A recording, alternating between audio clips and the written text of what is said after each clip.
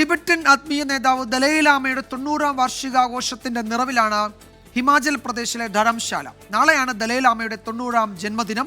നാളെ നടക്കുന്ന പിറന്നാൾ ആഘോഷങ്ങളിൽ പങ്കെടുക്കാൻ ലോകത്തിന്റെ വിവിധ ഭാഗങ്ങളിൽ നിന്നുള്ള ബുദ്ധമത വിശ്വാസികൾ ധരംശാലയിലേക്ക് എത്തിച്ചേരുകയാണ്. ഇപ്പോൾ ധരംശാലയിൽ നിന്ന് ബൽറാം നെടുങ്ങാടി വിവരങ്ങൾ നൽകും. ബൽറാം, ഇപ്പോൾ ദലൈലാമയുടെ 90ാം ജന്മദിനാഘോഷം എന്നതിനപ്പുറത്തേക്ക് ഉള്ള രാഷ്ട്രീയ നയതന്ത്ര പ്രാധാന്യം ഈ ചടങ്ങിനുണ്ട്. അദ്ദേഹം പിൻഗാമിയെ പ്രഖ്യാപിക്കുമെന്നൊരു ഊഹാപോഹമുണ്ടായിരുന്നു, പക്ഷേ അദ്ദേഹം അത് നിഷേധിച്ചു. അതിപ്പോഴുണ്ടാകില്ല എന്ന് അറിയിച്ചിട്ടുണ്ട്. പക്ഷേ പിൻഗാമി ഉണ്ടാകുമെന്ന് അദ്ദേഹം വ്യക്തമാക്കുന്നു.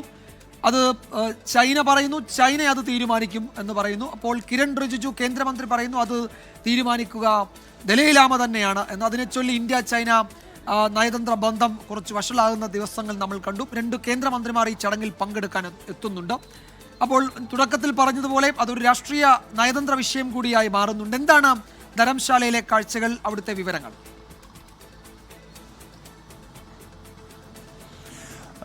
വിജയകുമാർ, ഞാനിപ്പോൾ ഉള്ളത് ധരംശാലയിലെ മക്ലിയോഡ് ഗഞ്ചിലുള്ള ദലൈലാമ ക്ഷേത്രത്തിന് മുന്നിലാണ്. ആ ക്ഷേത്രത്തിലുള്ള പ്രവേശന കവാടം ആണ് ഈ ദൃശ്യങ്ങളിൽ നാം ഇപ്പോൾ കാണുന്നത്.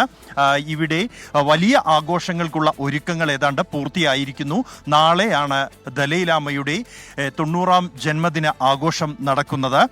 ടിബറ്റൻ ആത്മീയ നേതാവ് ദലൈലാമ ഇവിടെ എത്തുന്നത് ഏത് ഘട്ടത്തിലും ഈ മേഖലയിൽ ഒരു ആഘോഷമാണ്. എന്നാൽ അദ്ദേഹത്തിന്റെ 90ാം ജന്മദിനം എന്നുള്ളത് വലിയ ആഘോഷ പരിപാടികളാണ് 90ാം ജന്മദിനത്തോടനുബന്ധിച്ച് ഒരുക്കിയിരിക്കുന്നത്. നമുക്ക് ദൃശ്യങ്ങളിൽ കാണാം, അലങ്കരിച്ച കമാനങ്ങൾ ഒരുക്കിയിരിക്കുന്നു. ഈ കമാനത്തിന് മുകളിൽ നമുക്ക് ഈ ക്ഷേത്രത്തിന്റെ മുകൾ ഭാഗത്ത് കാണാൻ കഴിയും. അവിടെ വർണ്ണ വിളക്കുകൾ ഒരുക്കിയിരിക്കുന്നു. ഇത്തരത്തിൽ വലിയ ആഘോഷമാണ് നടന്നത്. ടിബറ്റൻ കലണ്ടർ അനുസരിച്ച് അദ്ദേഹത്തിന്റെ പിറന്നാൾ ഇന്നാണ്.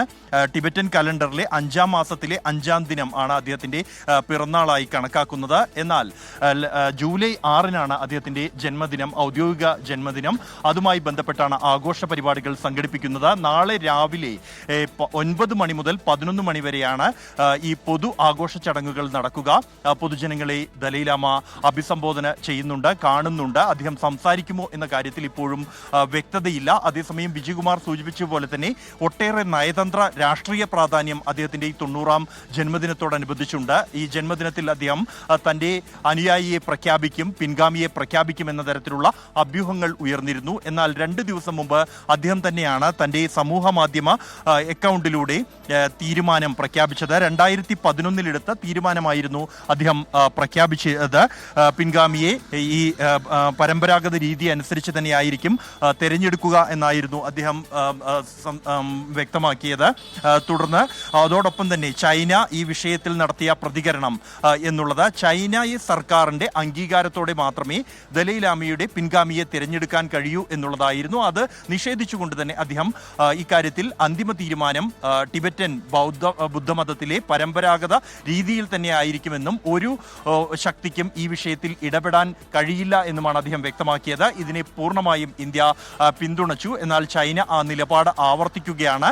നിലവിലിപ്പോൾ അദ്ദേഹം ഈ പ്രഖ്യാപനം നാളെ ഉണ്ടാകില്ല എന്ന കാര്യത്തിൽ വ്യക്തതയായിരിക്കുന്നു. എന്നാൽ ടിബറ്റൻ ബുദ്ധമതത്തിലെ പരമ്പരാഗത രീതി അനുസരിച്ചായിരിക്കും അദ്ദേഹത്തിന്റെ മരണശേഷം മാത്രമായിരിക്കും അടുത്ത ദലൈലാമയെ തിരഞ്ഞെടുക്കൽ എന്നുള്ളത് വ്യക്തമായിരിക്കുകയാണ്. എങ്കിൽ പോലും ചൈന ഇന്ത്യ നയതന്ത്ര തലത്തിലുള്ള പ്രതികരണങ്ങൾ ഈ വിഷയത്തിൽ ഉണ്ടായിരിക്കുന്നു. വീണ്ടും ടിബറ്റിലെ ചൈനയുടെ അധിനിവേശം വീണ്ടും ലോകത്താകമാനം ചർച്ചയാകുകയാണ് ഈ ഒരു ഘട്ടത്തിൽ ഒരിക്കൽ കൂടി. കാരണം ഈ ഒരു ചടങ്ങിൽ പങ്കെടുക്കുന്നതിനായി ലോകത്തിന്റെ വിവിധ ഭാഗങ്ങളിൽ നിന്നുള്ള ടിബറ്റൻ ബുദ്ധമത വിശ്വാസികൾ ഈ ധരംശാലയിലേക്ക് എത്തിച്ചേർന്നിട്ടുണ്ട്.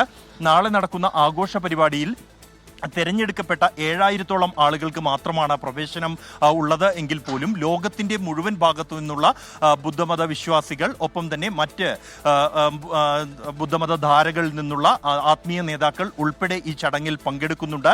ഇതുകൂടാതെ മറ്റ് മതങ്ങളിൽ നിന്നുള്ള പ്രതിനിധികൾ, ഹിന്ദു, ജൈന മതത്തിൽ നിന്നുള്ള പ്രതിനിധികൾ ഉൾപ്പെടെ ഈ ആഘോഷ ചടങ്ങിൽ പങ്കെടുക്കുന്നുണ്ട്. ടിബറ്റൻ വിഷയത്തിലുള്ള ചൈനയുടെ ഇടപെടൽ, അധിനിവേശം ഉൾപ്പെടെയുള്ള വിഷയങ്ങൾ അതിരൂക്ഷമായി വീണ്ടും ചർച്ചയായിക്കൊണ്ടിരിക്കുന്ന ഒരു ഘട്ടത്തിൽ കൂടിയാണ് അദ്ദേഹത്തിന്റെ 90ാം ജന്മദിനം വന്നെത്തിയിരിക്കുന്നത്. വലിയ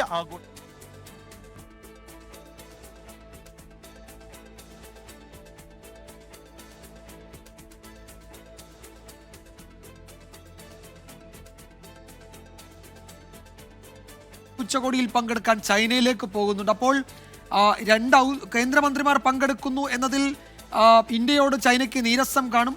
അവിടേക്ക് വിദേശകാര്യമന്ത്രി പോകുന്നുണ്ട്. അപ്പോൾ ഇതെല്ലാം കൂടി ഒരു സമതുലിതാവസ്ഥയിൽ എത്തിക്കുക എന്നത് ഇന്ത്യയെ സംബന്ധിച്ച് എളുപ്പമുള്ള കാര്യമല്ല. എങ്കിലും ദലൈലാമയോടുള്ള ഇന്ത്യയുടെ സമീപനത്തിൽ മാറ്റമില്ല. അതിൽ ടിബറ്റിനോടുള്ള ഇന്ത്യയുടെ സമീപനത്തിൽ മാറ്റമില്ല. ഒപ്പം ചൈനയുമായി കുറച്ചുകൂടി മെച്ചപ്പെട്ട നയതന്ത്ര ബന്ധത്തിന് ശ്രമിക്കുകയും വേണം.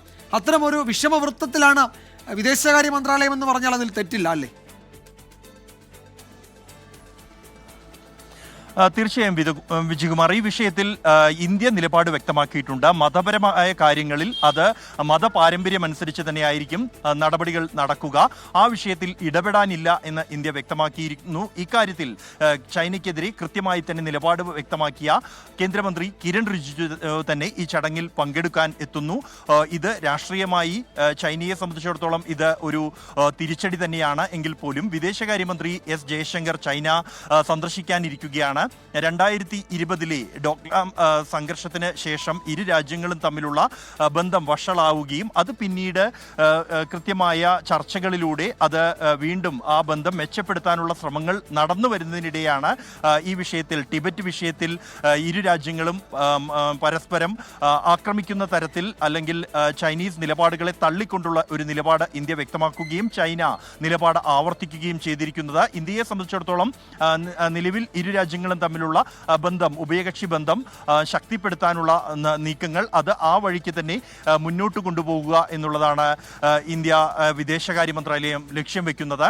അതേസമയം ടിബറ്റ് വിഷയത്തിലുള്ള ഇന്ത്യയുടെ നിലപാടിൽ യാതൊരു മാറ്റവുമില്ല എന്നും ദലൈലാമ അടക്കം ഈ ടിബറ്റിൽ നിന്നുള്ള ബുദ്ധമത വിശ്വാസികൾ അവരുടെ വിശ്വാസങ്ങൾ പാലിക്കപ്പെടാൻ അവർക്ക് അവകാശമുണ്ട്. ആ അവകാശം സംരക്ഷിക്കപ്പെടണം എന്നും തന്നെയാണ് വിദേശകാര്യ മന്ത്രാലയത്തിന്റെ നിലപാട്. ആ നിലപാട് തന്നെയാണ് ഇന്ത്യ ആവർത്തിക്കുന്നതും. വിജയകുമാർ, നാളെയാണ് ധരംശാലയിൽ ദലൈലാമയുടെ 90ാം ജന്മദിനം ആഘോഷിക്കുന്നത്. ലോകത്തിന്റെ വിവിധ ഭാഗങ്ങളിൽ നിന്ന് ബുദ്ധമത വിശ്വാസികൾ, ദലൈലാമയുടെ അനുയായികൾ അവിടേക്ക് എത്തുന്നുണ്ട്. കേന്ദ്ര സർക്കാരിനെ പ്രതിനിധീകരിച്ച് 2 കേന്ദ്രമന്ത്രിമാർ, കിരൺ റിജിജു ഉൾപ്പെടെ 2 കേന്ദ്രമന്ത്രിമാർ ഈ ചടങ്ങിൽ പങ്കെടുക്കുന്നുണ്ട്. ഇന്നലെ കിരൺ റിജിജു നടത്തിയ ഒരു പ്രസ്താവന അത് ചൈനയെ പ്രകോപിപ്പിച്ചിരുന്നു. അതിൽ കേന്ദ്രത്തിന്റെ വിശദീകരണം അത് അദ്ദേഹത്തിന്റെ വ്യക്തിപരമായ അഭിപ്രായമാണ് എന്ന നിലയിൽ അത് ഓൺ ചെയ്യാതെ ഇന്ന് വിദേശകാര്യ മന്ത്രാലയം അതിലൊരു പ്രതികരണം നടത്തുകയും ചെയ്തിട്ടുണ്ട്. എന്തായാലും ഇക്കാര്യത്തിൽ എന്തൊക്കെയാണ് നാളത്തെ അവിടുത്തെ ചടങ്ങുകൾ എന്നതിൻ്റെയൊക്കെ സമ്പൂർണ്ണ വിവരം 24 ഉണ്ടാകും. ബൽറാം നെടുങ്ങാടി ധരംശാലയിൽ നിന്ന് രാവിലെ മുതൽ